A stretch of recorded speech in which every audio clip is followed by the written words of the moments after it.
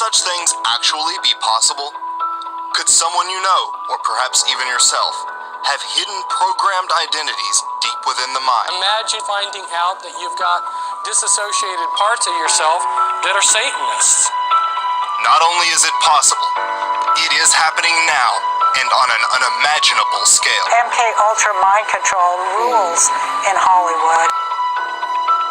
Some celebrities, professional athletes, spies, politicians, as well as common citizens, police officers, taxi drivers, etc., are under total mind control, undetectable slavery. This mind control is totally undetectable. These mind control victims have multiple fragmented identities capable of carrying out a variety of tasks with no later memory of the event. Most never discover what they truly are or how they have been controlled.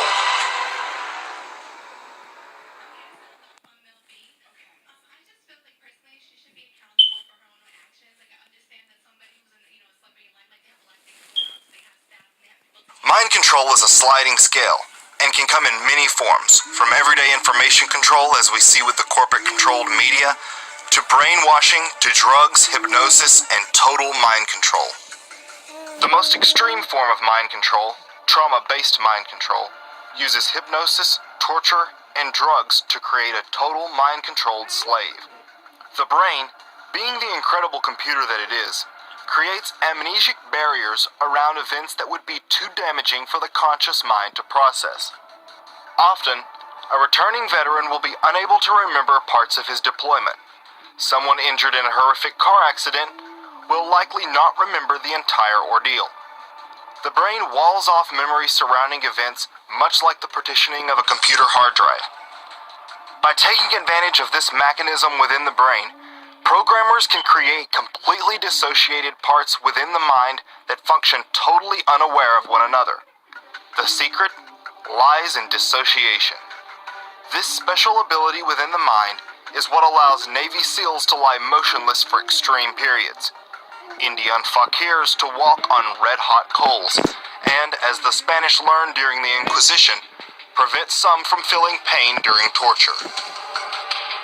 Multiple personality disorder, now called DID, is caused by trauma at a young age and can be created deliberately or by accident. Most people can dissociate to some degree, but only a few can create completely dissociated identities. These are the people mind control programmers look for: a dissociative.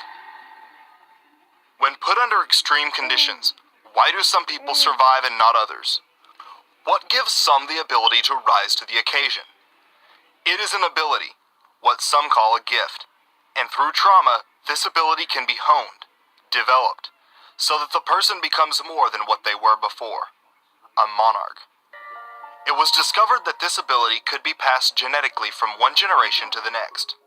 Children of multi-generational abuse, for instance, already have a well-developed ability to dissociate. Elite bloodline families traveled to exotic locales such as India and Tibet to study Eastern philosophy, especially yogis and the Tibetan Buddhist, who have an excellent ability to dissociate. They learned the secrets of abuse, dissociation, and its hereditary properties, and set out to pass this gift from generation to generation, a practice that continues to this day. One of the key tip-offs for scientists that memory and dissociation could be passed from one generation to the next was the monarch butterfly. Each year, monarch butterflies from across North America make an incredible journey. From as far north as Canada, millions of butterflies descend on a small plot of land in Mexico for the winter. Once spring arrives, they begin the long journey back. The kicker? It takes 3 generations of monarchs to make the 2,500-mile journey. No butterfly making the return journey has ever flown that route before. So how do they know where to go?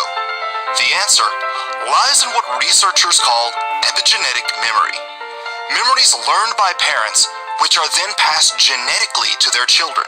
Due to their remarkable ability to pass information genetically, as well as the fluttering feeling often described during dissociation, the monarch butterfly is the international symbol for trauma-based mind control. Trauma-based mind control victims are told to think of the programming experience as that of going into a cocoon. The cocoon is not pleasant, but as a result, a beautiful butterfly emerges. Victims tend to identify with the monarch butterfly. For this reason, the deliberate creation of programmed alter identities is known as monarch programming. Once aware, one will begin to notice butterfly symbolism at an alarming frequency in popular media and culture. Originally, only old occult families possessed the ability to completely dissociate and create multiples. Elite families to this day breed with other such families who have also been into ritual child abuse. This is where secret societies and occult groups come in. Organizations which have, throughout generations, not only curated and cultivated this secret knowledge, but facilitated its practice. These families are multi-generational Satanist, meaning that each generation has belonged to a satanic coven of some kind going back centuries, and the creation of multiples is part of rituals they have performed since antiquity. Programmers have codified these ancient practices into a specific methodology for the deliberate creation of multiple personalities, also known as trauma-based mind control. The ability to dissociate and create multiples only grows stronger with each generation that is subjected to abuse. These elite families view the ability to dissociate as a valuable endowment that must be passed carefully from one generation to the next. While this ability may be passed genetically, it must be activated through childhood trauma.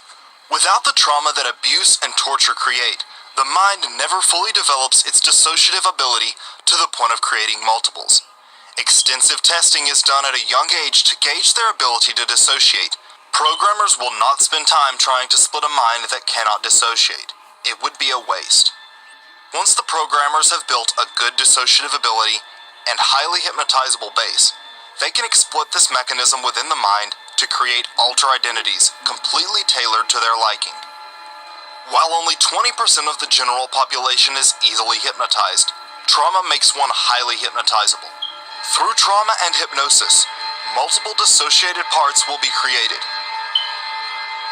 Some will think they are little children, animals, or even gems and stones. Each one will have their own talents and abilities to lend to the set of alters known as the system.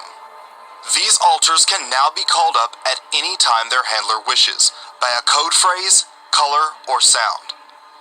Once these alters have been created and